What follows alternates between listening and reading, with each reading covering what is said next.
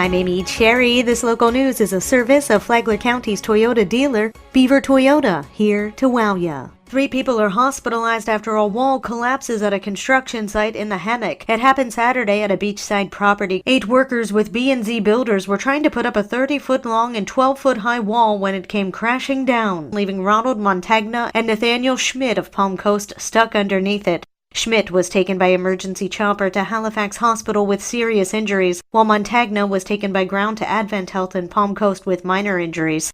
A third worker, Paul True of Flagler Beach, suffered a cut to his leg. OSHA is investigating the incident. This portion of Flagler's Morning News brought to you by the Daytona Beach International Airport, Delta Airlines nonstop to Atlanta, and now nonstop service to New York City via American Airlines.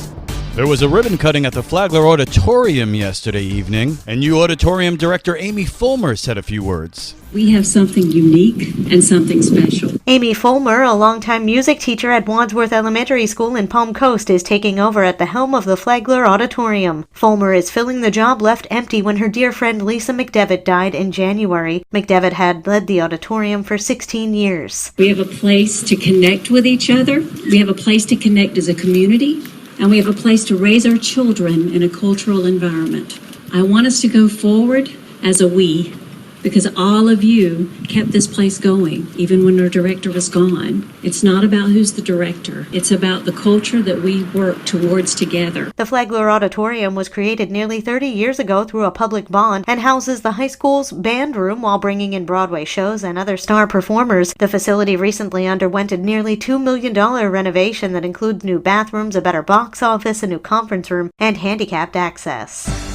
A local official is taking a look at what's to come in the next decade in Flagler County. John Arking has the story. Carolyn Goslin is a senior VP of Investor Relations with the Florida Chamber of Commerce. She says they're a business-led, business-funded organization whose sole purpose is to lead Florida to a diverse and sustainable economy. Goslin says Florida is a big deal with the 17th largest economy in the world, already ahead of Saudi Arabia and soon set to surpass Mexico, and that the population, which currently stands at 21.6 million, also mirrors that growth. By the year 2030, we'll have 26 million people living here.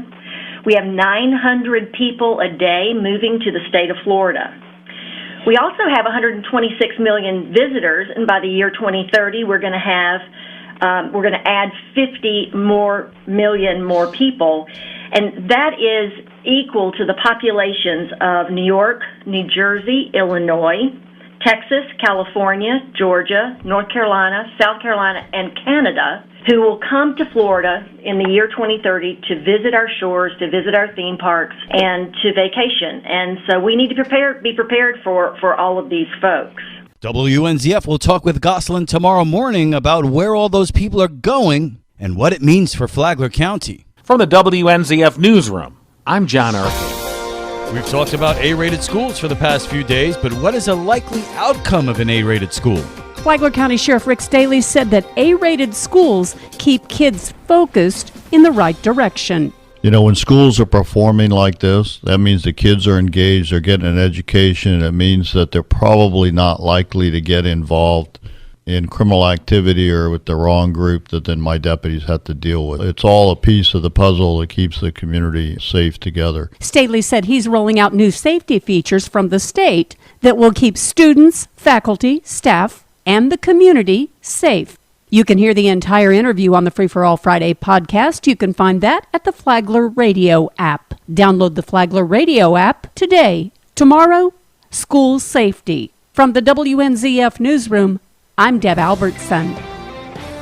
County Commissioner Joe Mullins donates $1,000 to Flagler County elementary schools. With more, here's Tony Magoo. Flagler County Commissioner Joe Mullins, who represents District 4, presented a $1,000 check to Flagler County Public Schools last Saturday at the Back to School Jam held at Flagler Palm Coast High School. It's an exciting time to see the schools and see everybody rallying together to showcase their school. We've got some great programs to educate our kids. Mullins, who is also the owner-founder of the Joe Mullins Companies, explained his donation. donation. I said I donate some of the money I make from being a commissioner. I'd like to give that to the school system. The money was donated to purchase items for students in need in Flagler County's 5 elementary schools. I want to make sure that they have every chance and opportunity. That's our job. School begins next Monday. Mullins reminds Flagler County residents to be careful on roadways and to be on the lookout for students in the mornings and afternoons. For Flagler's Morning News, I'm Tony Magoo. And now you're up to date on Flagler's Morning News. I'm Amy Cherry.